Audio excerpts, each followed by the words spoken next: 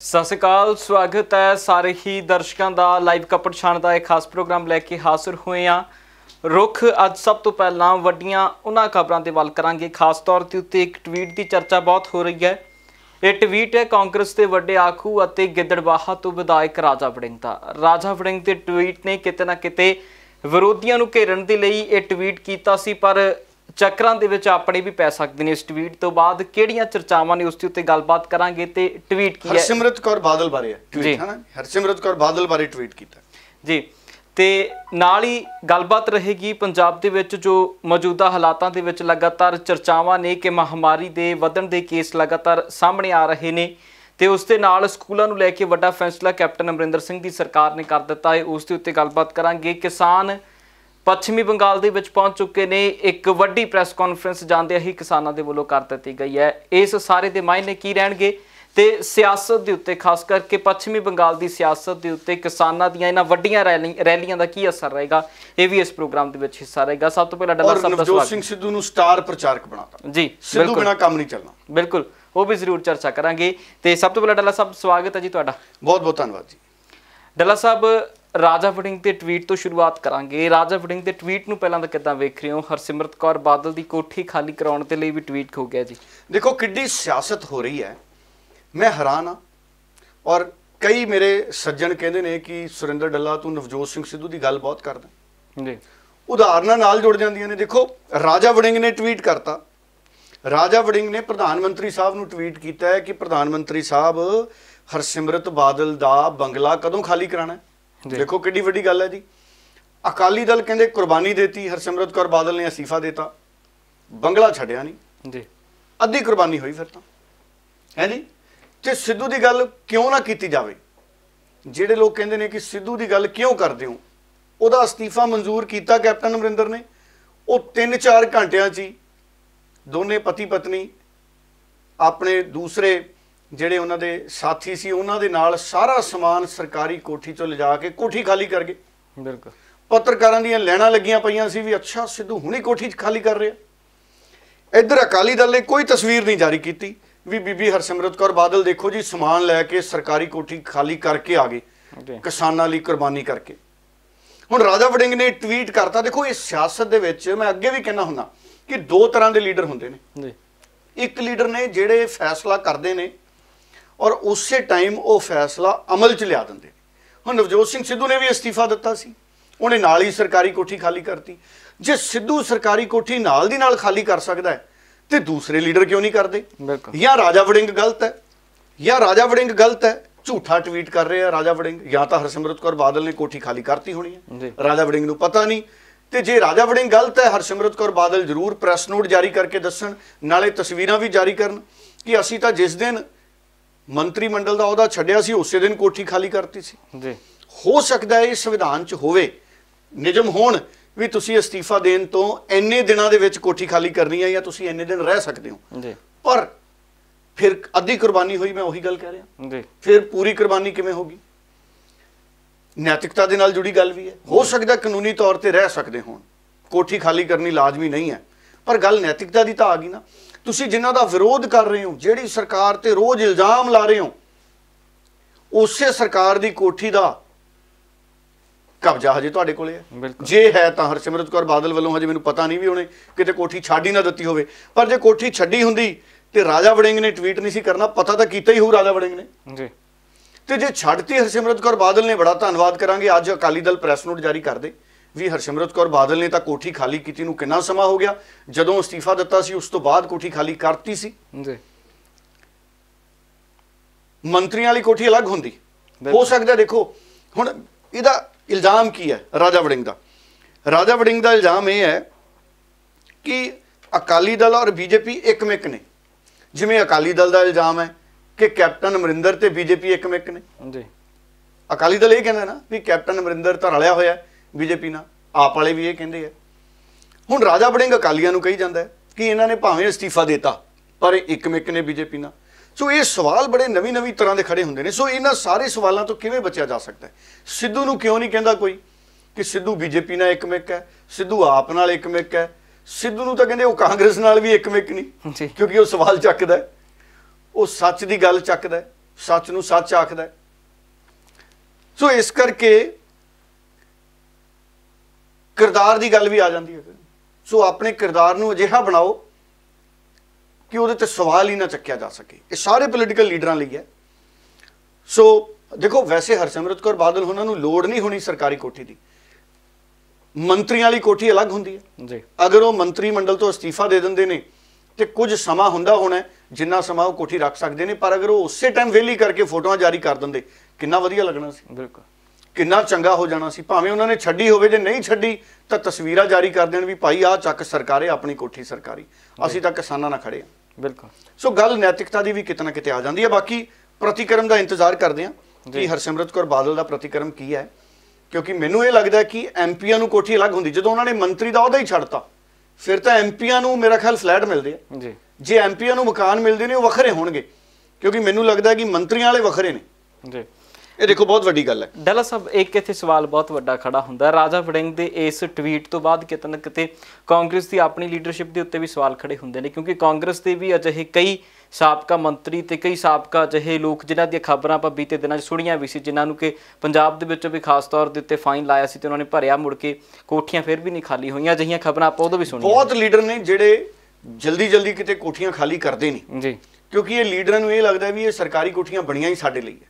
ਹੁਣ ਰਾਜਾ ਵੜਿੰਗ ਨੇ ਜਿਹੜਾ ਟਵੀਟ ਕੀਤਾ ਪ੍ਰਧਾਨ ਮੰਤਰੀ ਦੇ ਨਾਮ ਤੇ, ਕਹਿੰਦੇ as Shrimati Harsimrat Kaur Badal is no longer a minister, when will Shri Hardeep Puri send her a notice to vacate the bungalow allotted to her and allot her one she is eligible for?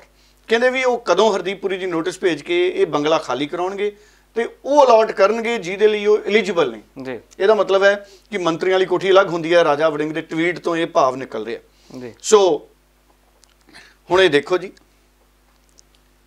ਇਹ ਸਵਾਲ ਦੇਖਿਆ ਜਾਵੇ ਤਾਂ ਕੁਛ ਨਹੀਂ, ਦੇਖਿਆ ਜਾਵੇ ਤਾਂ ਬਹੁਤ ਵੱਡਾ ਜੀ। ਸੋ ਇਹ ਸਿਆਸਤ ਹੈ। ਔਰ ਕੈਪਟਨ ਅਮਰਿੰਦਰ ਨੇ ਵੀ ਦੇਖੋ ਵਿਧਾਨ ਸਭਾ ਦੇ ਵਿੱਚ ਕਿਹਾ ਸੀ, ਅਕਾਲੀ ਦਲ ਬਾਰੇ ਵੀ ਤੁਸੀਂ ਤਾਂ ਚਿੱਠੀ ਲਿਖੀ ਸੀ ਮੈਨੂੰ ਜੀ, ਔਰ ਅਕਾਲੀ ਦਲ ਲਗਾਤਾਰ ਪ੍ਰੋਟੈਸਟ ਕਰ ਰਹੇ ਨੇ ਕੈਪਟਨ ਦੇ ਖਿਲਾਫ ਵੀ। ਅਕਾਲੀ ਦਲ ਵਾਲੇ ਕਹਿੰਦੇ ਵੀ ਕੈਪਟਨ ਤਾਂ ਬੀਜੇਪੀ ਨਾਲ ਮਿਲਿਆ ਹੋਇਆ, ਫਰੈਂਡਲੀ ਗੇਮ ਖੇਡ ਰਿਹਾ ਜੀ। ਇਹ ਅਕਾਲੀ ਦਲ ਦੇ ਇਲਜ਼ਾਮ ਨੇ। ਔਰ ਇਹ ਨਵੀਂ ਤਰ੍ਹਾਂ ਦੀ ਜਿਹੜੀ ਹੈ ਇਹ ਪੰਜਾਬ ਦੇ ਵਿੱਚ ਸਿਆਸਤ ਇਹ ਚੱਲ ਰਹੀ ਹੈ ਜੀ। ਤੇ ਡੱਲਾ ਸਾਹਿਬ, ਇੱਕ ਪੱਛਮੀ ਬੰਗਾਲ ਦੇ ਵਿੱਚ ਹੁਣ ਸਟਾਰ ਪ੍ਰਚਾਰਕਾਂ ਦੀ ਸੂਚੀ ਕਾਂਗਰਸ ਦੇ ਵੱਲੋਂ ਜਾਰੀ ਕਰ ਦਿੱਤੀ ਹੈ। ਉੱਥੋਂ ਦੇ ਵਿਧਾਨ ਸਭਾ ਚੋਣਾਂ ਦੇ ਲਈ ਨਵਜੋਤ ਸਿੰਘ ਸਿੱਧੂ ਤੇ ਕੈਪਟਨ ਅਮਰਿੰਦਰ ਸਿੰਘ ਦੋਹਾਂ ਨੂੰ ਇੱਕ ਵਾਰ ਫਿਰ ਤੋਂ ਇਸ ਸੂਚੀ ਦੇ ਵਿੱਚ ਰੱਖਿਆ ਗਿਆ ਹੈ ਤੇ ਹੁਣ ਨਵਜੋਤ ਸਿੰਘ ਸਿੱਧੂ ਅਤੇ ਕੈਪਟਨ ਅਮਰਿੰਦਰ ਸਿੰਘ ਪੰਜਾਬ ਤੋਂ ਇਹਨਾਂ ਦੋਹਾਂ ਦੀ ਜੋੜੀ ਪ੍ਰਚਾਰ ਦੇ ਲਈ ਜਾਏਗੀ। ਕਿੱਦਾਂ ਵੇਖ ਰਹੇ ਹੋ ਇਸ ਜੋੜੀ ਨੂੰ? ਹੁਣ ਇੱਕ ਹੋਰ ਨੌਜਵਾਨ ਆਗੂ ਨੇ ਜੈਵੀਰ ਸ਼ੇਰਗਿੱਲ ਜੀ, ਉਹ ਵੀ ਬੜੇ ਸਿਆਣੇ ਇਹਨਾਂ ਦੇ ਸੂਝਵਾਨ ਲੀਡਰ ਬਣ ਰਹੇ ਨੇ, ਨੌਜਵਾਨ ਨੇ। ਹੁਣ ਦੇਖੋ, ਨਵਜੋਤ ਸਿੰਘ ਸਿੱਧੂ ਦਾ ਨਾਮ ਸਟਾਰ ਪ੍ਰਚਾਰਕਾਂ 'ਚ ਆ ਗਿਆ, ਪੰਜਾਬ ਤੋਂ ਕੈਪਟਨ ਅਮਰਿੰਦਰ ਦਾ ਆ ਗਿਆ। ਇਹਦਾ ਮਤਲਬ ਹੈ, ਮੈਂ ਅੱਗੇ ਵੀ ਕਹਿੰਦਾ ਹੁੰਦਾ ਕਿ ਕਾਂਗਰਸ ਲਈ ਕੈਪਟਨ ਅਮਰਿੰਦਰ ਤੋਂ ਬਾਅਦ ਨਵਜੋਤ ਸਿੰਘ ਸਿੱਧੂ ਹੈ ਪੰਜਾਬ 'ਚ। ਇਹ ਗੱਲ ਤੈਅ ਹੋ ਗਈ। ਸੁਨੀਲ ਜਾਖੜ ਨੂੰ ਨਹੀਂ ਭੇਜਿਆ, ਪ੍ਰਤਾਪ ਸਿੰਘ ਬਾਜਵਾ ਨੂੰ ਨਹੀਂ ਭੇਜਿਆ ਹੈ ਜੀ, ਤੇ ਹੋਰ ਕੋਈ ਲੀਡਰ ਨਹੀਂ ਭੇਜਿਆ, ਦੁੱਲੋ ਸਾਹਿਬ ਨੂੰ ਨਹੀਂ ਭੇਜਿਆ ਜੀ। ਸੋ ਇਹਦਾ ਮਤਲਬ ਹੈ ਕਾਂਗਰਸ ਦੀ ਜਿਹੜੀ ਇੰਟਰਨਲ ਡਿਕਸ਼ਨਰੀ ਹੈ ਉਹਦੇ ਵਿੱਚ ਕੈਪਟਨ ਅਮਰਿੰਦਰ ਸਿੰਘ ਦੇ ਨਾਲ ਸਿੱਧੂ ਹੈਗਾ। ਕੈਪਟਨ ਅਮਰਿੰਦਰ ਸਿੰਘ ਤੋਂ ਭਾਵੇਂ ਸਿੱਧੂ ਬਾਅਦ ਹੈ, ਕਿਉਂਕਿ ਉਮਰ ਦਾ ਤਕਾਜ਼ਾ ਹੁੰਦਾ ਨਾ। ਕੈਪਟਨ ਅਮਰਿੰਦਰ ਨੇ ਤਾਂ ਪਰਸੋਂ ਚੌਥੇ ਮਨਾਇਆ 79ਵਾਂ ਜਨਮ ਦਿਨ, 80ਵੇਂ ਸਾਲ 'ਚ ਆ ਗਏ ਕੈਪਟਨ ਅਮਰਿੰਦਰ। ਤੇ ਸਿੱਧੂ ਮੈਨੂੰ ਲੱਗਦਾ ਹਜੇ 60 ਤੋਂ ਹੇਠ ਹੈ। ਸੋ ਕੈਪਟਨ ਅਮਰਿੰਦਰ ਤੋਂ 22-23 ਸਾਲ ਤਾਂ ਛੋਟਾ ਨਵਜੋਤ ਸਿੰਘ ਸਿੱਧੂ ਹੋਣੀ ਹੋਣਗੇ ਜੀ। ਸੋ ਇਸ ਕਰਕੇ ਨਵਜੋਤ ਸਿੰਘ ਸਿੱਧੂ ਕੋਲੇ ਲੰਮਾ ਸਮਾਂ ਹੈਗਾ ਕਾਂਗਰਸ ਦੀਆਂ ਰਣਨੀਤੀਆਂ ਦੇ ਮੁਤਾਬਕ, ਜੋ ਮੈਂ ਮਹਿਸੂਸ ਕਰਦਾ। ਇਹੀ ਗੱਲ ਇੱਕ ਆਧਾਰ ਹੈ ਗਗਨ, ਜਿਹੜੀ ਕਾਂਗਰਸ ਦੇ ਵਿੱਚ ਕੈਪਟਨ ਅਮਰਿੰਦਰ ਸਿੰਘ ਔਰ ਸਿੱਧੂ ਦੇ ਬਾਰੇ ਜਿਹੜੀ ਅੰਦਰੂਨੀ ਤੌਰ ਤੇ ਸੋਚੀ ਜਾ ਰਹੀ ਹੈ ਵੀ ਹਜੇ ਨਵਜੋਤ ਸਿੰਘ ਸਿੱਧੂ ਕੋਲੇ ਬੜਾ ਵਕਤ ਹੈ ਤੇ ਉਹ ਕੈਪਟਨ ਅਮਰਿੰਦਰ ਨੂੰ ਆਪਣੀ ਮਰਜ਼ੀ ਮੁਤਾਬਕ ਰਿਟਾਇਰ ਹੋਣ ਦਾ ਮੌਕਾ ਦੇਣਾ ਚਾਹੁੰਦੀ ਹੈ ਕਾਂਗਰਸ, ਮੈਨੂੰ ਇਹ ਲੱਗਦਾ। ਇਸੇ ਕਰਕੇ ਕਿਸੇ ਆਪੋ ਧਾਪੀ 'ਚ ਨਹੀਂ, ਹਾਂ ਸਿਆਸੀ ਇਨਸਾਫ ਸਿੱਧੂ ਨੂੰ ਵੀ ਉਹਨਾਂ ਨੇ ਕਰਨ ਦੀ ਯੋਜਨਾ ਉਲੀਕੀ ਹੋਈ ਹੈ।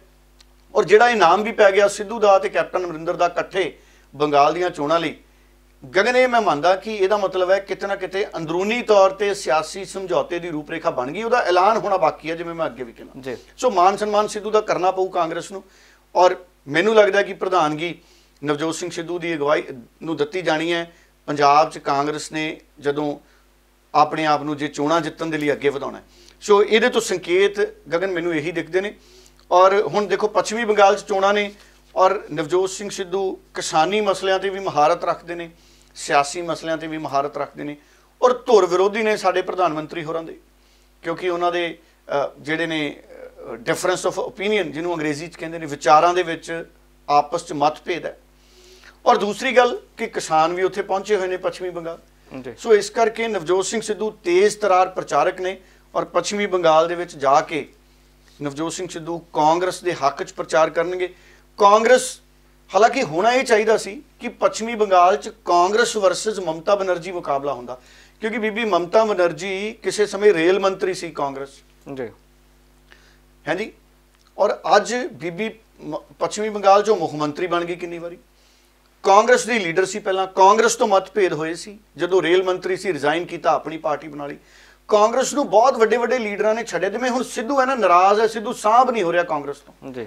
ਕਾਂਗਰਸ ਦੀ ਦਿੱਕਤ ਰਹੀ ਹੈ ਕਿ ਕਾਂਗਰਸ ਆਪਣੀ ਲੀਡਰਸ਼ਿਪ ਨੂੰ ਸੰਭਾਲ ਨਹੀਂ ਸਕੀ। ਕਿੰਨੇ ਹੀ ਲੀਡਰ ਨੇ ਜਿਹੜੇ ਕਾਂਗਰਸ ਤੋਂ ਨਿਕਲ ਕੇ ਉਹਨਾਂ ਨੇ ਆਪਣੀਆਂ ਸੂਬਿਆਂ 'ਚ ਸਰਕਾਰਾਂ ਬਣਾ ਲਈਆਂ। ਮਹਾਰਾਸ਼ਟਰ 'ਚ ਪਵਾਰ ਸਾਹਿਬ ਦੇਖੋ ਕਾਂਗਰਸ 'ਚ ਸੀ, ਉਹ ਖੇਤੀਬਾੜੀ ਮੰਤਰੀ ਸੀ ਮਨਮੋਹਨ ਸਿੰਘ ਦੇ ਰਾਜ 'ਚ ਜੀ। ਉਹਨਾਂ ਨੇ ਉਸ ਤੋਂ ਪਹਿਲਾਂ ਹੀ, ਹਾਲਾਂਕਿ ਉਹਨਾਂ ਨੇ ਤਾਂ ਕਾਂਗਰਸ ਛੱਡਤੀ ਸੀ, ਪਰ ਫਿਰ ਉਹ ਗਠਬੰਧਨ 'ਚ ਕਾਂਗਰਸ 'ਚ ਮੰਤਰੀ ਬਣ ਗਏ।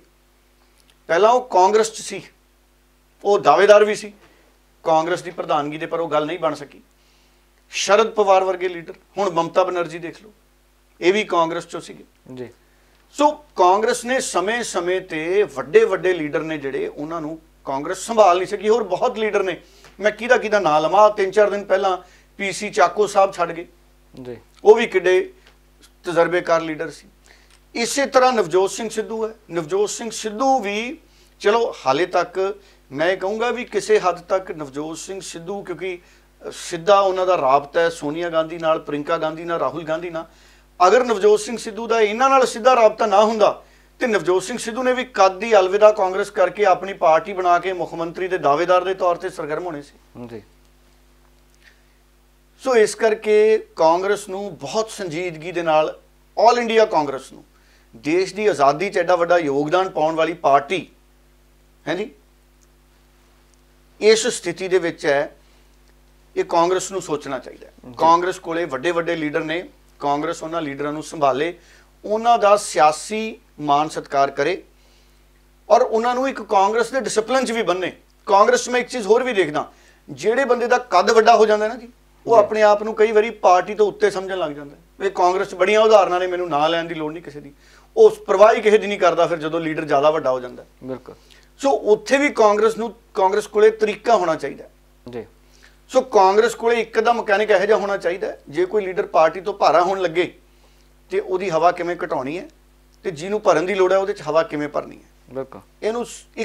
ਇਹਨੂੰ ਇਕਲਿਬਰੀਅਮ ਵੀ ਕਹਿੰਦੇ ਨੇ, ਪੋਲੀਟੀਕਲ ਇਕਲਿਬਰੀਅਮ। ਹਾਲਾਂਕਿ ਇਹ ਕੈਮਿਸਟਰੀ ਦੀ ਟਰਮ ਹੈ ਇਕਲਿਬਰੀਅਮ। ਸਮਾਜਿਕ ਇਕਲਿਬਰੀਅਮ ਦੀ ਆਮ ਤੌਰ ਤੇ ਅਸੀਂ ਗੱਲ ਕਰਦੇ ਹਾਂ, ਅਸੀਂ ਇਹਨੂੰ ਥੋੜਾ ਬਰਾਬਰਤਾ ਵਾਲੇ ਪਾਸੇ ਕਹਿ ਦਿੰਦੇ ਹਾਂ ਕਿ ਸਮਾਜਿਕ ਬਰਾਬਰਤਾ। ਇਸੇ ਤਰ੍ਹਾਂ ਕਾਂਗਰਸ ਨੂੰ ਲੋੜ ਹੈ ਕਿ ਉਹ ਪੋਲੀਟੀਕਲ ਬਰਾਬਰਤਾ ਬਣਾਉਣੀ ਸਿੱਖੇ। ਜਿਵੇਂ ਹੁਣ ਕੈਪਟਨ ਅਮਰਿੰਦਰ ਤੇ ਸਿੱਧੂ 'ਚ ਪੋਲੀਟੀਕਲ ਇਕਲਿਬਰੀਅਮ ਕਾਂਗਰਸ ਤੋਂ ਬਣ ਨਹੀਂ ਰਿਹਾ। ਚਲੋ ਅਣਐਲਾਨਿਆ ਜਾਂ ਸਮਝੌਤਾ ਹੋ ਗਿਆ, ਪਰ ਤੁਸੀਂ ਦੇਖੋ 3-4 ਸਾਲ ਹੋ ਗਏ ਨਾ ਜੀ, ਸਿੱਧੂ ਦਾ ਸਮਾਂ ਨਹੀਂ ਖਰਾਬ ਹੋਇਆ 3-4 ਸਾਲ, 2-3 ਸਾਲ ਦਾ, ਜਿੰਨੀ ਦੇਰ ਸਿੱਧੂ ਚੁੱਪ ਰਿਹਾ। ਪੰਜਾਬ ਦਾ ਸਮਾਂ ਖਰਾਬ ਹੋਇਆ ਕਿਉਂਕਿ ਸਿੱਧੂ ਨੇ ਕੁਝ ਨਾ ਕੁਝ ਪੰਜਾਬ ਲਈ ਕਰ ਦੇਣਾ ਸੀ। ਬਿਲਕੁਲ। ਯੋਜਨਾਵਾਂ ਸਿੱਧੂ ਕੋਲੇ ਹੈਗੀਆਂ ਨੇ। ਸੋ ਕੈਪਟਨ ਅਮਰਿੰਦਰ ਨੇ ਜੋ ਕੀਤਾ ਉਹ ਕੈਪਟਨ ਅਮਰਿੰਦਰ ਨੇ ਕੀਤਾ। ਹੁਣ ਬਾਕੀ ਵੀ ਤਾਂ ਮੰਤਰੀ ਨੇ ਨਾ, ਹੋਰ ਮੰਤਰੀ ਵੀ ਆਪਣੀ ਯੋਗਤਾ ਦੇ ਹਿਸਾਬ ਨਾਲ ਕੰਮ ਕਰੀ ਜਾਂਦੇ ਨੇ। ਹੁਣ ਕੇਂਦਰ 'ਚ ਕਿਹੜਾ ਨਰਿੰਦਰ ਮੋਦੀ ਇਕੱਲੇ ਹੀ ਕੰਮ ਕਰਦੇ ਨੇ? ਕੇਂਦਰ 'ਚ ਕਿੰਨੇ ਮੰਤਰੀ ਨੇ? ਨਿਤਿਨ ਗਡਕਰੀ ਸਾਹਿਬ ਦੇਖ ਲਓ, ਕਿੰਨੀਆਂ ਮੁਲਕ ਦੀਆਂ ਉਹਨਾਂ ਨੇ ਰੋਡਸ ਦਾ ਇਨਫਰਾਸਟ੍ਰਕਚਰ ਵਧੀਆ ਬਣਾਤਾ ਵੀ ਪ੍ਰਧਾਨ ਮੰਤਰੀ ਸਾਹਿਬ ਵੀ ਹੈਰਾਨ ਹੁੰਦੇ ਹੋਣਗੇ। ਔਰ ਮੈਂ ਤਾਂ ਇਹ ਵੀ ਮੰਨਦਾ ਕਿ ਨਿਤਿਨ ਗਡਕਰੀ ਵਰਗਾ ਲੀਡਰ ਦੇਸ਼ ਦਾ ਖਜ਼ਾਨਾ ਮੰਤਰੀ ਹੋਣਾ ਚਾਹੀਦਾ ਸੀ। ਦੇਸ਼ ਦੀ ਤਰੱਕੀ 'ਚ ਬਹੁਤ ਵੱਡੀ ਯੋਗਦਾਨ ਉਹਨਾਂ ਨੇ ਪਾ ਦੇਣਾ ਸੀ। ਭਾਵੇਂ ਉਹਨਾਂ ਦੀ ਪੜ੍ਹਾਈ ਦੀ ਮੈਨੂੰ ਜਾਣਕਾਰੀ ਨਹੀਂ ਹੈ, ਭਾਵੇਂ ਉਹਨਾਂ ਦਾ ਸੰਬੰਧ ਇਕਨੋਮਿਕਸ ਨਾਲ ਨਹੀਂ ਹੈ, ਜਾਂ ਨਰਿੰਦਰ ਮੋਦੀ ਉਹਨਾਂ ਨੂੰ, ਨਿਤਿਨ ਗਡਕਰੀ ਨੂੰ ਘੱਟੋ ਘੱਟ ਡਿਪਟੀ ਪ੍ਰਧਾਨ ਮੰਤਰੀ ਬਣਾ ਲੈਣਾ ਚਾਹੀਦਾ ਸੀ। ਜਿਹੋ ਜਿਹਾ ਤਜਰਬਾ, ਹੁਨਰ ਨਿਤਿਨ ਗਡਕਰੀ ਕੋਲੇ ਹੈਗਾ। ਬਿਲਕੁਲ। ਕਿੰਨੀਆਂ ਸੜਕਾਂ ਬਣਾਤੀਆਂ, ਕਿੰਨੇ ਪੁਲ ਬਣਾਤੇ। ਆ ਪੰਜਾਬ ਵਾਲੇ ਦੇਖ ਲਓ, ਆ ਸਿੱਧਾ ਚੰਡੀਗੜ੍ਹ ਜਾਣ ਨੂੰ 4 ਲੇਨਿੰਗ ਕਰਤੀ। ਇਹ ਸਭ ਨਿਤਿਨ ਗਡਕਰੀ ਦੇ ਪ੍ਰੋਜੈਕਟ ਨੇ ਜੀ। ਪੰਜਾਬ 'ਚ ਕਿੰਨੀਆਂ ਵਧੀਆ ਸੜਕਾਂ ਬਣਾਤੀਆਂ, ਭਾਵੇਂ ਉਦੋਂ ਸੁਖਬੀਰ ਦੀ ਸਰਕਾਰ ਸੀ, ਪਰ ਨਿਤਿਨ ਗਡਕਰੀ ਨੇ ਪੂਰੇ ਮੁਲਕ 'ਚ ਬਣਾਤੀਆਂ ਜੀ। ਐਡੀਆਂ ਸੜਕਾਂ, ਐਡੇ ਪੁਲ ਬਣਾਤੇ ਨਿਤਿਨ ਗਡਕਰੀ ਨੇ। ਉਹ ਵੀ ਬੀਜੇਪੀ ਦੇ ਨੇ। ਬਿਲਕੁਲ। ਪਰ ਉਹਨਾਂ ਦਾ ਮੁੱਖ ਟਾਰਗੇਟ ਹੈ ਜਿਹੜਾ ਉਹ ਡਿਵੈਲਪਮੈਂਟ ਹੈ, ਵਿਕਾਸ ਹੈ। ਬਿਲਕੁਲ ਉਹ ਇੱਧਰ ਉਧਰਲੀਆਂ ਗੱਲਾਂ ਤੇ ਧਿਆਨ ਹੀ ਨਹੀਂ ਦਿੰਦੇ। ਸੋ ਇਸ ਕਰਕੇ ਉਵੇਂ ਹੀ ਉਹੇ ਜੇ ਸਾਨੂੰ ਮੰਤਰੀ, ਉਹੇ ਜੇ ਸਾਨੂੰ ਮੁੱਖ ਮੰਤਰੀ ਚਾਹੀਦੇ ਨੇ ਜੀ।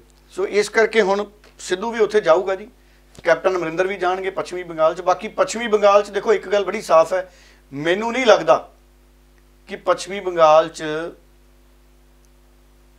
ਕਾਂਗਰਸ ਉਸ ਤਰੀਕੇ ਨਾਲ ਆਪਣਾ ਪ੍ਰਭਾਵ ਪਾ ਰਹੀ ਹੈ ਜਿਹੋ ਜਿਹਾ ਪਾਇਆ ਜਾਣਾ ਚਾਹੀਦਾ ਸੀ। ਐਡੀ ਪੁਰਾਣੀ ਪਾਰਟੀ ਜੀ। ਪੱਛਮੀ ਬੰਗਾਲ 'ਚ ਮੁਕਾਬਲਾ ਹੀ ਦਿਖਦਾ ਬੀਜੇਪੀ ਔਰ ਮਮਤਾ ਬਨਰਜੀ 'ਚ। ਬਿਲਕੁਲ। ਔਰ ਮਮਤਾ ਬਨਰਜੀ ਹੁਣੇ ਚਲੋ ਠੀਕ ਹੋ ਕੇ ਹਸਪਤਾਲੋਂ ਆ ਗਏ, ਵੀਲ ਚੇਅਰ ਤੇ ਰਹਿਣਗੇ ਥੋੜੇ ਜਿਹੇ ਦਿਨ। ਸੋ ਹੁਣ ਉਹਦੇ ਉੱਪਰ ਥੋੜੇ ਦਿਨ ਉਹ ਚੋਣ ਪ੍ਰਚਾਰ ਕਰਨਗੇ। ਦੇਖੋ ਇਹ ਇਤਿਹਾਸ ਵੀ ਪੁਰਾਣਾ ਰਿਹਾ। ਪ੍ਰਕਾਸ਼ ਸਿੰਘ ਬਾਦਲ ਉਹਨਾਂ ਨੇ ਵੀ ਇੱਕ ਗੱਡੀ ਬਣਾਈ ਸੀ, ਜਦੋਂ ਪ੍ਰਕਾਸ਼ ਸਿੰਘ ਬਾਦਲ ਤੁਹਾਨੂੰ ਪਤਾ ਹੈ ਕਿ ਉਹ ਗੁਸਲਖਾਨੇ 'ਚ ਉਹਨਾਂ ਦੇ ਸੱਟ ਲੱਗ ਗਈ ਸੀ ਜੀ। ਗੁਸਲਖਾਨੇ 'ਚ ਪ੍ਰਕਾਸ਼ ਸਿੰਘ ਬਾਦਲ ਸਿਆਣੀ ਉਮਰ ਸੀ ਉਹਨਾਂ ਦੀ, ਸੋ ਉਹਨਾਂ ਦੀ ਲੱਤ ਦੀ ਦਿੱਕਤ ਸੀ ਤੇ ਉਸ ਤੋਂ ਬਾਅਦ ਫਿਰ ਇੱਕ ਗੱਡੀ ਬਣਾਈ ਸੀ ਖਾਸ ਪ੍ਰਕਾਸ਼ ਸਿੰਘ ਬਾਦਲ, ਉਹਦੇ 'ਚ ਖੜੇ ਹੋ ਕੇ ਬੱਚਿਆਂ ਨੂੰ ਸਾਰਿਆਂ ਨੂੰ ਉਹ ਪ੍ਰੇਰਨਾ ਦਿੰਦੇ ਸੀ ਵੀ ਕਿਵੇਂ ਸਿਆਸਤ ਕਰਨੀ ਹੈ ਆਪਣੇ ਵਰਕਰਾਂ ਨੂੰ। ਮੈਨੂੰ ਲੱਗਦਾ ਹੈ ਪੱਛਮੀ ਬੰਗਾਲ ਦੀ ਮੁੱਖ ਮੰਤਰੀ ਲਈ ਵੀ ਕੋਈ ਅਜਿਹੀ ਵੈਨ ਤਿਆਰ ਕੀਤੀ ਜਾਊਗੀ ਗੱਡੀ ਜੀ। ਉਹ ਵੀਲ ਚੇਅਰ ਹੀ ਗੱਡੀ ਚਲਾ ਦੇਣਗੇ, ਉਹ ਗੱਡੀ 'ਚੋਂ ਹੀ ਬਾਹਰ ਨਿਕਲਿਆ ਕਰਨਗੇ ਬੀਬੀ ਮਮਤਾ ਬਨਰਜੀ, ਤੇ ਉੱਤੋਂ ਹੀ ਹੱਥ ਹਿਲਾ ਕੇ ਭਾਸ਼ਣ ਭੂਸ਼ਣ ਕਰਕੇ ਅੱਗੇ ਵਧਣਗੇ ਜੀ। ਸੋ ਇਹ ਹੈ। ਬਾਕੀ ਆਪਣਾ ਭਗਵੰਤ ਮਾਨ ਵੀ ਹੈ ਪੰਜਾਬ ਵਾਲਾ, ਇਹ ਤਾਂ ਸੁਖੀ ਸਾਂਦੀ ਗੱਡੀ ਤੇ ਚੜ੍ਹ ਕੇ ਪ੍ਰਚਾਰ ਕਰਦਾ ਰਿਹਾ। ਬਿਲਕੁਲ। ਇਹ ਭਗਵੰਤ ਮਾਨ ਦੀ ਖਾਸੀਅਤ ਰਹੀ ਹੈ। ਉਹ ਤਾਂ ਮੈਂ ਦੇਖਿਆ ਉਹ ਗਾਣੇ ਲਾ ਕੇ ਪੰਜਾਬੀ ਕਾਰ ਦੀ ਛੱਤ ਤੇ ਡਾਂਸ ਵੀ ਕੀਤਾ ਸੀ ਭਗਵੰਤ ਮਾਨ। ਬਿਲਕੁਲ। ਕੋਈ ਹੁਨਰ ਵੀ ਕਿਸੇ ਕਿਸੇ ਕੋਲੇ ਹੁੰਦਾ। ਤੇ ਡੱਲਾ ਸਾਹਿਬ ਉਧਰ ਦੂਜੇ ਪਾਸੇ ਪੱਛਮੀ ਬੰਗਾਲ ਦੇ ਵਿੱਚ ਹੁਣ ਕਿਸਾਨ ਵੀ ਪਹੁੰਚ ਚੁੱਕੇ ਨੇ। ਕਿਸਾਨਾਂ ਦੇ ਵੱਲੋਂ ਉੱਥੇ ਦੇ ਪ੍ਰੈਸ ਕਲੱਬ ਦੇ ਵਿੱਚ ਇੱਕ ਵੱਡੀ ਪ੍ਰੈਸ ਕਾਨਫਰੰਸ ਕੀਤੀ ਗਈ ਹੈ, ਜਿੱਥੇ ਪੰਜਾਬ ਦਾ ਮੀਡੀਆ ਵੀ ਉਹਨਾਂ ਦੇ ਨਾਲ ਨਜ਼ਰ ਆਉਂਦਾ। ਕਿੱਦਾਂ ਵੇਖ ਰਹੇ ਹੋ ਹੁਣ ਜਿਸ ਰਾਹ ਦੇ ਉੱਤੇ ਕਿਸਾਨ ਤੁਰ ਪਏ ਨੇ, ਕਿਉਂਕਿ ਇੱਕ ਵੱਖਰੀ ਰਣਨੀਤੀ ਹੈ ਹੁਣ ਕਿਸਾਨਾਂ ਦੀ ਕਿ ਅਸੀਂ ਵੀ ਪ੍ਰਚਾਰ ਦੇ ਜ਼ਰੀਏ ਜਿਹੜਾ ਖੇਤੀ ਕਾਨੂੰਨਾਂ ਨੂੰ ਰੱਦ ਕਰਾਵਾਂਗੇ। ਤੁਸੀਂ ਇਸ ਸਾਰੀ ਰਣਨੀਤੀ ਨੂੰ ਕਿੱਦਾਂ ਵੇਖ ਰਹੇ ਹੋ? ਦੇਖੋ ਕਿਸਾਨ, ਕਿਉਂਕਿ ਇੱਕ ਗੱਲ ਤਾਂ ਕਲੀਅਰ ਹੋ ਗਈ ਨਾ ਜੀ ਕਿ ਕਿਸਾਨ ਮੋਰਚੇ ਨੇ ਜਦੋਂ ਐਲਾਨ ਕਰਤਾ ਸੀ ਪਰਸੋਂ, ਤੇ ਉਹ ਕੱਲ ਹੀ ਪਹੁੰਚ ਗਏ ਪੱਛਮੀ ਬੰਗਾਲ ਦੇ ਵਿੱਚ। ਕਈ ਆਗੂ ਨੇ ਜਿਹੜੇ ਉਹ ਆਪ ਪਹੁੰਚੇ ਨੇ। ਕਿਸਾਨ ਮੋਰਚੇ ਨੇ ਇੱਕ ਗੱਲ ਸਪਸ਼ਟ ਕਹਿਤੀ ਕਿ ਅਸੀਂ ਵੋਟਾਂ ਦੇ ਵਿਰੋਧ ਦੀ ਰਾਜਨੀਤੀ ਕਰਨੀ ਹੈ, ਔਰ ਕਿਉਂਕਿ ਟਕਰਾਅ ਸੱਤਾਧਾਰੀ ਧਿਰ ਦੇ ਨਾਲ ਹੈ, ਇਸ ਕਰਕੇ ਜਿਹੜਾ ਐਨਡੀਏ ਦੇ ਉਮੀਦਵਾਰਾਂ ਦੇ ਵਿਰੋਧ ਦਾ ਫੈਸਲਾ ਕੀਤਾ ਹੈ ਸਿੱਧੇ ਤੌਰ ਤੇ ਕਿਸਾਨ ਮੋਰਚੇ ਨੇ। ਔਰ ਪੱਛਮੀ ਬੰਗਾਲ 'ਚ ਉਹਨਾਂ ਨੇ ਜਾ ਕੇ ਕਹਿਤਾ, ਕਿਉਂਕਿ ਐਨਡੀਏ ਦੀ ਪਾਰਟੀ ਬੀਜੇਪੀ ਉੱਥੇ ਲੜ ਰਹੀ ਹੈ, ਉਹਨਾਂ ਨੇ ਕਿਹਾ ਵੀ ਅਸੀਂ ਕਿਸਾਨਾਂ ਨੂੰ ਅਪੀਲ ਕਰਾਂਗੇ ਕਿ ਬੀਜੇਪੀ ਨੂੰ ਵੋਟ ਨਹੀਂ ਪਾਉਣੀ। ਸੋ ਉਹਨਾਂ ਨੇ ਨੋ ਵੋਟ ਫॉर ਬੀਜੇਪੀ ਇਸ ਤਰੀਕੇ ਦੀ ਕੋਈ ਮਿਲਦੀ ਜੁਲਦੀ ਕੋਈ ਕੰਪੇਨ ਬਣਾਈ ਹੈ ਜਿਹੜੀ ਕਿਸਾਨਾਂ ਨੇ। ਦੇਖੋ ਇਹ ਇੱਕ ਨਵੀਂ ਤਰ੍ਹਾਂ ਦਾ ਜਿਹੜਾ ਸਿਆਸੀ ਮਾਹੌਲ ਹੈ ਸਾਡੇ ਮੁਲਕ ਦੇ ਵਿੱਚ ਬਣਿਆ। ਔਰ ਮੈਂ ਬਾਰ-ਬਾਰ ਕਹਿਣਾ, ਹਰ ਮੰਚ ਤੇ ਕਹਿਣਾ, ਠੀਕ ਹੈ ਕਿਸਾਨਾਂ ਨੇ ਕਿਸੇ ਪਾਰਟੀ ਦਾ ਸਮਰਥਨ ਨਹੀਂ ਕੀਤਾ। ਉਹਨਾਂ ਨੇ ਇਹ ਵੀ ਕਿਹਾ ਕਿਸਾਨਾਂ ਨੇ ਕਿ ਅਸੀਂ ਕਿਸੇ ਪੋਲੀਟੀਕਲ ਪਾਰਟੀ ਦਾ ਸਮਰਥਨ ਨਹੀਂ ਕੀਤਾ। ਲੋਕ ਆਪਣੀ ਮਰਜ਼ੀ ਨਾਲ ਜਿਸ ਨੂੰ ਮਰਜ਼ੀ ਵੋਟ ਪਾਉਣ, ਪਰ ਬੀਜੇਪੀ ਨੂੰ ਕਿਸਾਨ ਵੋਟ ਨਾ ਪਾਉਣ। ਉਹ ਆਪਣੀ ਇਸ ਤਰੀਕੇ ਦੀ ਜਿਹੜੀ ਮੂਵਮੈਂਟ ਹੈ ਉਹਨੂੰ ਚਲਾ ਰਹੇ ਨੇ। ਪਰ ਮੈਂ ਇਹ ਕਹਿਣਾ ਚਾਹੂੰਗਾ ਕਿ ਕਿਸਾਨ ਕਿਸੇ ਇੱਕ ਪਾਰਟੀ ਦਾ ਵਿਰੋਧ ਕਰਨ ਦੀ ਬਜਾਏ ਆਪਣੀ ਪੋਲੀਟੀਕਲ ਪਾਰਟੀ ਬਣਾਉਣ। ਪੋਲੀਟੀਕਲ ਢਾਂਚੇ ਦੇ ਵਿੱਚ ਅਸੀਂ ਕਿਸੇ ਨੂੰ ਇਹ ਕਹੀਏ ਕਿ ਤੁਸੀਂ ਉਸ ਪਾਰਟੀ ਨੂੰ ਵੋਟ ਨਾ ਪਾਓ, ਮੈਨੂੰ ਲੱਗਦਾ ਇਹਦਾ ਸ਼ਾਇਦ ਓਡਾ ਫਰਕ ਨਹੀਂ ਪੈਣਾ। ਇਹ ਕਿਸਾਨ ਕਰਨ ਕਿ ਸਾਨੂੰ ਵੋਟ ਪਾਓ, ਅਸੀਂ ਆਪਣੇ ਉਮੀਦਵਾਰ ਖੜੇ ਕਰਦੇ ਹਾਂ, ਉਹ ਜ਼ਿਆਦਾ ਸਿਹਤਮੰਦ ਮੁਕਾਬਲਾ ਜਿਹੜਾ ਮੁਲਕ ਦੇ ਵਿੱਚ ਬਣੂਗਾ। ਸੋ ਪੰਜਾਬ 'ਚ ਵੀ ਵੇਲਾ ਹੈ, ਉੱਤਰ ਪ੍ਰਦੇਸ਼ 'ਚ ਵੀ ਵੇਲਾ ਹੈ, ਆਉਣ ਵਾਲੇ ਸਮੇਂ ਦੇ ਵਿੱਚ ਜਿੱਥੇ ਜਿੱਥੇ ਚੋਣਾਂ ਹੋਣੀਆਂ ਨੇ ਕਿਸਾਨ ਆਪਣੀ ਪੋਲੀਟੀਕਲ ਵਿੰਗ ਆਪਣਾ ਬਣਾਉਣ, ਸਾਰੇ ਕਿਸਾਨ ਸੰਗਠਨ ਇਕੱਠੇ ਹੋਣ, ਮਿਲ ਜੁਲ ਕੇ ਚੋਣਾਂ ਲੜਨ ਔਰ ਸਿੱਧੇ ਪਾਰਲੀਮੈਂਟ ਦੇ ਵਿੱਚ ਔਰ ਵਿਧਾਨ ਸਭਾਵਾਂ ਦੇ ਵਿੱਚ ਪਹੁੰਚਣ। ਜਿੱਥੇ ਕਾਨੂੰਨ ਬਣਦੇ ਨੇ ਉੱਥੇ ਜ਼ਿਆਦਾ ਚੰਗੇ ਤਰੀਕੇ ਨਾਲ ਇਹਨਾਂ ਦੀ ਆਵਾਜ਼ ਹੈ ਜਿਹੜੀ ਸੁਣੀ ਜਾਊਗੀ। ਬਾਕੀ ਦੇਖੋ ਬੀਜੇਪੀ ਦੇ ਨਾਲ ਪੂਰਾ ਮਤਭੇਦ ਹੈ ਕਿਸਾਨ ਮੋਰਚੇ ਦਾ, ਔਰ ਇਸੇ ਕਰਕੇ ਉਹਨਾਂ ਦਾ ਵਿਰੋਧ ਹਰ ਕੀਮਤ ਤੇ ਬੀਜੇਪੀ ਵਾਲਿਆਂ ਦਾ ਵਿਰੋਧ ਹੈ ਜਿਹੜਾ ਉਹ ਕਿਸਾਨ ਮੋਰਚਾ ਕਰ ਰਿਹਾ ਜੀ।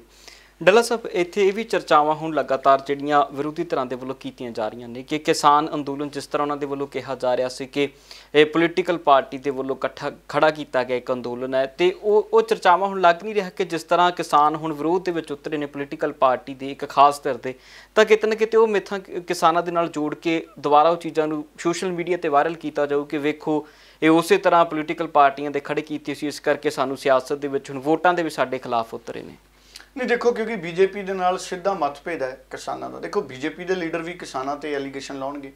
ਕਿਸਾਨਾਂ ਨੇ ਤਾਂ ਉੱਥੇ ਜਾ ਕੇ ਪੱਛਮੀ ਬੰਗਾਲ 'ਚ ਸਿੱਧੇ ਤੌਰ ਤੇ ਕਹਿਣ ਲੱਗੇ ਕਿ ਬੀਜੇਪੀ ਨੂੰ ਵੋਟ ਨਾ ਪਾਓ, ਤੇ ਉੱਥੋਂ ਦੇ ਬੀਜੇਪੀ ਦੇ ਲੋਕ ਵੀ ਜਿਹੜੇ ਬੀਜੇਪੀ ਦੇ ਲੀਡਰ ਨੇ ਉਹ ਵੀ ਕਿਸਾਨਾਂ ਨੂੰ ਕਹਿਣਗੇ ਕਿ ਇਹਨਾਂ ਦੇ ਪਿੱਛੇ ਵੀ ਪੋਲੀਟੀਕਲ ਪਾਰਟੀਆਂ ਨੇ।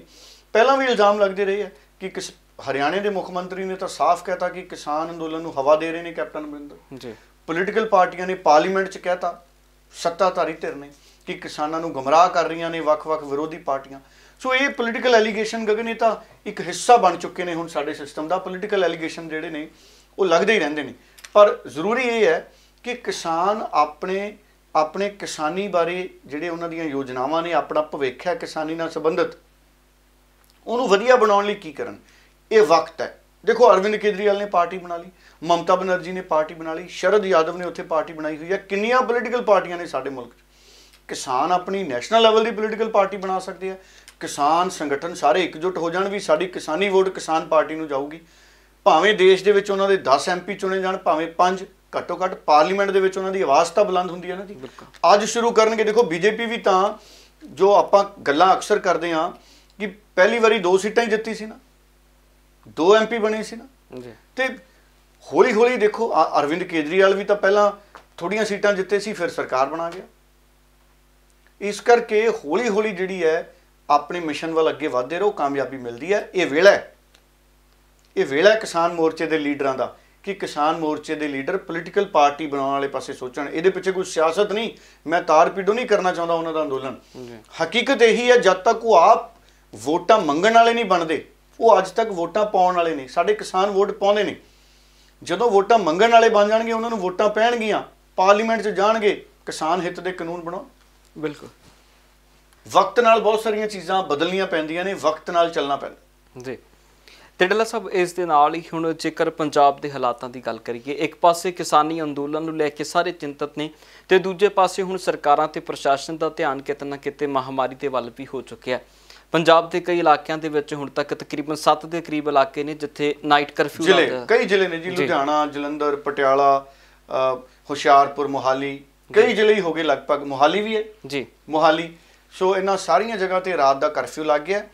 ਔਰ ਪੰਜਾਬ ਸਰਕਾਰ ਨੇ ਫੈਸਲਾ ਕੀਤਾ ਕੱਲ ਕਿ ਜਿੰਨੇ ਵੀ ਸਕੂਲ ਨੇ ਉਹ ਜਿਹੜੇ ਨੇ ਉਹ ਬੰਦ ਕੀਤੇ ਜਾਣਗੇ, ਬੰਦ ਕਰ ਦਿੱਤੇ ਨੇ, ਉਹਨਾਂ ਦੇ ਵਿੱਚ ਛੁੱਟੀਆਂ ਕਰ ਦਿੱਤੀਆਂ ਨੇ, ਤੇ ਬੱਚੇ ਆਨਲਾਈਨ ਪੜ੍ਹਨਗੇ, ਅਧਿਆਪਕ ਜ਼ਰੂਰ ਆਉਣਗੇ। ਸੋ ਸੂਬੇ ਦੇ ਸਾਰੇ ਸਕੂਲਾਂ 'ਚ ਜਿਹੜੇ ਵਿਦਿਆਰਥੀ ਨੇ ਉਹਨਾਂ ਲਈ ਛੁੱਟੀ ਦਾ ਐਲਾਨ ਕਰ ਦਿੱਤਾ ਵੀ ਉਹ ਆਪਣੇ ਇਮਤਿਹਾਨਾਂ ਦੀਆਂ ਤਿਆਰੀਆਂ ਕਰਨ। ਔਰ ਹਾਲਾਂਕਿ ਪੰਜਾਬ 'ਚ ਕਈ ਥਾਈਂ ਜਿਹੜੇ ਪ੍ਰਾਈਵੇਟ ਕਾਲਜ ਨੇ ਉੱਥੇ ਇਮਤਿਹਾਨ ਵੀ ਹੋ ਰਹੇ ਨੇ ਬੱਚਿਆਂ ਦੇ, ਜਿਹੜੇ BA 1 'ਚ ਨੇ ਜਾਂ BCA 1 'ਚ ਨੇ, ਜਿਹੜੇ ਫਸਟ ਈਅਰ ਦੇ ਆਪਾਂ ਕਹਿ ਸਕਦੇ ਹਾਂ ਗ੍ਰੈਜੂਏਸ਼ਨ ਦੇ। ਸੋ ਉਹਨਾਂ ਦੇ ਇਮਤਿਹਾਨ ਵੀ ਹੋ ਰਹੇ ਨੇ। ਸੋ ਦੇਸ਼ 'ਚ ਕਈ ਸੂਬੇ ਨੇ, ਮਹਾਰਾਸ਼ਟਰ ਹੈ, ਪੰਜਾਬ ਹੈ, ਜਿੱਥੇ ਕੋਵਿਡ ਦੇ ਨਵੇਂ ਕੇਸ ਆ ਰਹੇ ਨੇ। ਪੰਜਾਬ ਦੇ ਵਿੱਚ ਵੀ ਜਿਹੜੇ ਕੋਵਿਡ ਦੇ ਕੇਸ ਨੇ ਉਹ ਅਚਾਨਕ ਜ਼ਿਆਦਾ ਆਉਣੇ ਸ਼ੁਰੂ ਹੋ ਗਏ ਨੇ। ਇਹ ਸੱਚਮੁੱਚ ਚਿੰਤਾ ਵਾਲੀ ਗੱਲ ਹੈ ਔਰ ਲੋਕਾਂ ਨੂੰ ਵੀ ਸਾਵਧਾਨੀ ਵਰਤਣ ਦੀ ਜ਼ਰੂਰਤ ਹੈ।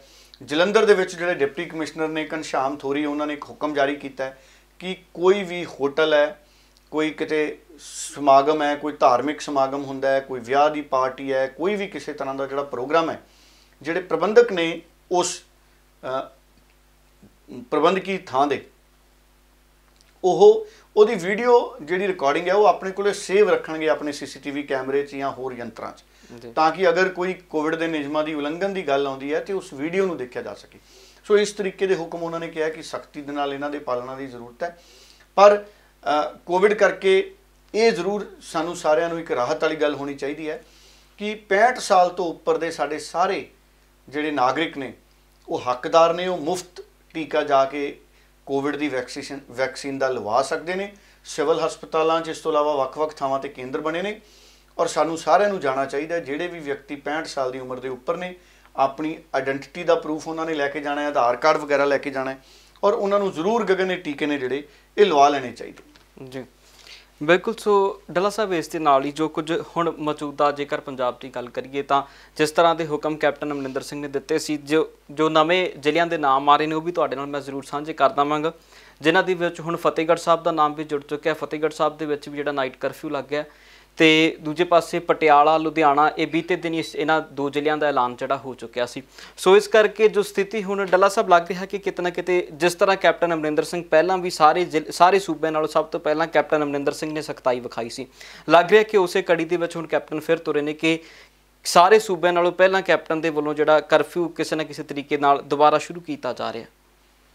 ਨਹੀਂ, ਦੇਖੋ ਇਹ ਤਾਂ ਵਕਤ ਦੀ ਨਜ਼ਾਕਤ ਹੈ ਸਰਕਾਰ ਨੂੰ ਜੋ ਲੱਗ ਰਿਹਾ, ਕਿਉਂਕਿ ਕੇਸ ਅਚਾਨਕ ਹੀ ਪਿਛਲੇ ਸਮਿਆਂ ਦੇ ਵਿੱਚ ਗਗਨ ਵਧੇ ਨੇ।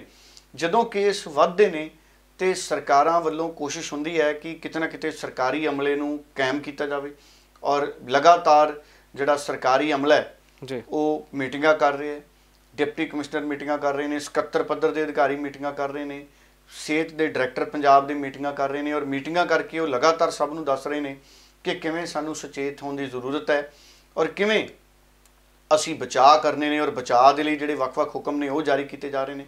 ਸੋ ਮੈਨੂੰ ਲੱਗਦਾ ਕਿ ਇਹਦਾ ਫਾਇਦਾ ਹੋਊਗਾ। ਜਿਹੜੀਆਂ ਵੀ ਸਾਵਧਾਨੀਆਂ ਵਰਤੀਆਂ ਜਾ ਰਹੀਆਂ ਨੇ, ਔਖ ਜ਼ਰੂਰ ਹੈ ਸਾਨੂੰ ਆਮ ਲੋਕਾਂ ਨੂੰ ਸਾਰਿਆਂ ਨੂੰ, ਪਰ ਜ਼ਿੰਦਗੀ ਵੀ ਤਾਂ ਜ਼ਰੂਰੀ ਹੈ ਨਾ ਗਗਨ। ਸੋ ਔਖਿਆਈ ਨਾਲੋਂ ਜ਼ਿੰਦਗੀ ਜ਼ਿਆਦਾ ਜ਼ਰੂਰੀ ਹੈ। ਬਹੁਤ ਵੱਡੀ ਗਿਣਤੀ ਦੇ ਵਿੱਚ ਪੂਰੀ ਦੁਨੀਆ ਦੇ ਵਿੱਚ ਹੀ ਜਾਨ ਮਾਲ ਦਾ ਨੁਕਸਾਨ ਵੀ ਹੋਇਆ। ਸੋ ਇਸ ਕਰਕੇ ਸਾਰੇ ਜਿਹੜੇ ਹੁਕਮ ਨੇ ਉਹਨਾਂ ਦੀ ਪਾਲਣਾ ਕੀਤੀ ਜਾਣੀ ਬਹੁਤ ਜ਼ਰੂਰੀ ਹੈ ਗਗਨ ਜੀ। ਬਿਲਕੁਲ। ਸੋ ਇੱਕ ਸਕੂਲਾਂ ਵਾਲੇ ਮਾਮਲਿਆਂ ਦੇ ਵਿੱਚ ਜ਼ਰੂਰ ਜਿਹੜੀ ਇੱਕ ਗੱਲ ਸਪਸ਼ਟ ਕਰਦੀ ਹੈ ਕਿ ਸਿਰਫ ਜਿਹੜਾ ਸਕੂਲਾਂ ਦੇ ਛੁੱਟੀ ਹੈ ਇਹ 10ਵੀਂ ਅਤੇ 12ਵੀਂ ਕਲਾਸ ਨੂੰ ਨਹੀਂ ਹੋਏਗੀ। 10ਵੀਂ ਤੇ 12ਵੀਂ ਦੇ ਸਟੂਡੈਂਟ ਉਸੇ ਤਰ੍ਹਾਂ ਸਕੂਲਾਂ ਦੇ ਵਿੱਚ ਜਾਣਗੇ ਕਿਉਂਕਿ ਬੋਰਡ ਦੀ ਪ੍ਰੀਖਿਆ ਇਹਨਾਂ 2 ਕਲਾਸਾਂ ਦੀ ਹੁੰਦੀ ਹੈ। ਸੋ ਬਾਕੀ ਸਟੂਡੈਂਟਾਂ ਨੂੰ ਜਿਹੜੀ ਛੁੱਟੀ ਕਰ ਦਿੱਤੀ ਗਈ, ਖਾਸ ਤੌਰ ਦੇ ਉੱਤੇ 8ਵੀਂ ਤੱਕ ਦੇ ਜਵਾਕਾਂ ਲਈ, ਜਿਹੜੇ 8ਵੀਂ ਤੱਕ ਦੇ ਸਟੂਡੈਂਟ ਨੇ ਉਹਨਾਂ ਨੂੰ ਛੁੱਟੀ ਹੈ, ਉਹ ਜਿਹੜਾ ਨਹੀਂ ਜਾਣਗੇ ਸਕੂਲਾਂ ਦੇ ਵਿੱਚ। ਬਾਕੀ ਜਿਹੜਾ 10ਵੀਂ ਅਤੇ 12ਵੀਂ ਇਹਨਾਂ ਨੂੰ ਜਾਣਾ ਪਏਗਾ ਉਹਨਾਂ ਨੂੰ, ਕਿਉਂਕਿ ਪ੍ਰੀਖਿਆਵਾਂ ਨੇ ਇਹਨਾਂ ਦੀਆਂ। ਪ੍ਰੀਖਿਆਵਾਂ ਨੇ, ਬਿਲਕੁਲ ਠੀਕ ਹੈ ਜੀ। ਸੋ ਇਹ ਖਾਸ ਅਪਡੇਟ ਸੀ ਜੋ ਤੁਹਾਡੇ ਨਾਲ ਸਾਂਝਾ ਕਰਨਾ ਸੀ, ਕਿਉਂਕਿ ਹੁਣ ਪੰਜਾਬ ਸਰਕਾਰ ਦੇ ਵੱਲੋਂ ਲਗਾਤਾਰ ਅਪੀਲਾਂ ਹੋ ਰਹੀਆਂ ਨੇ ਕਿ ਇਹਨਾਂ ਸਾਰੀਆਂ ਚੀਜ਼ਾਂ ਨੂੰ ਸੋਸ਼ਲ ਮੀਡੀਆ ਦੇ ਜ਼ਰੀਏ ਜਾਂ ਫਿਰ ਮੀਡੀਆ ਦੇ ਜ਼ਰੀਏ ਜ਼ਰੂਰ ਆਮ ਲੋਕਾਂ ਤੱਕ ਪਹੁੰਚਾਇਆ ਜਾਵੇ, ਕਿਉਂਕਿ ਕਿਤੇ ਸਥਿਤੀ ਪਹਿਲਾਂ ਵਰਗੀ ਨਾ ਹੋਵੇ, ਉਸ ਤੋਂ ਪਹਿਲਾਂ ਇਸ ਨੂੰ ਸੰਭਾਲ ਲਿਆ ਜਾਵੇ। ਬਿਲਕੁਲ ਠੀਕ ਹੈ। ਸੋ ਉਮੀਦ ਕਰਾਂਗੇ ਕਿ ਸਾਰੇ ਜਿਹੜੇ ਮਾਸਕ, ਸੈਨੀਟਾਈਜ਼ਰ ਅਤੇ ਸੋਸ਼ਲ ਡਿਸਟੈਂਸਿੰਗ ਦਾ ਜ਼ਰੂਰ ਖਿਆਲ ਰੱਖਣ ਤਾਂ ਜੋ ਇਸ ਜਿਹੜੀ ਮਹਾਮਾਰੀ ਦੀ ਦੂਜੀ ਵੇਗ ਨੂੰ ਅਸੀਂ ਰੋਕ ਸਕੀਏ। ਡੱਲਾ ਸਾਹਿਬ ਬਹੁਤ ਬਹੁਤ ਧੰਨਵਾਦ ਜੀ। ਬਹੁਤ ਧੰਨਵਾਦ ਜੀ। ਔਰ ਜਾਂਦੇ ਜਾਂਦੇ ਜਿਹੜੇ ਪੋਲੀਟੀਕਲ ਰਿਐਕਸ਼ਨ ਨੇ ਕੁਝ ਉਹ ਜ਼ਰੂਰ ਤੁਸੀਂ ਸੁਣਾ ਦਿਓ। ਬਹੁਤ ਬਹੁਤ ਧੰਨਵਾਦ ਜੀ। ਜਦੋਂ ਪੰਚਾਇਤ ਨੇ ਮਤਾ ਪਾਤਾ ਜੀ, ਮਤਾ ਪਾਤਾ ਕਿ ਨਹੀਂ ਦੇਣੇ, ਪੰਚਾਇਤ ਦਾ ਨਹੀਂ ਹੈਗਾ ਨਾਲੇ ਕੱਲੀ ਦਾ, ਗ੍ਰਾਮ ਸਭਾ ਦਾ।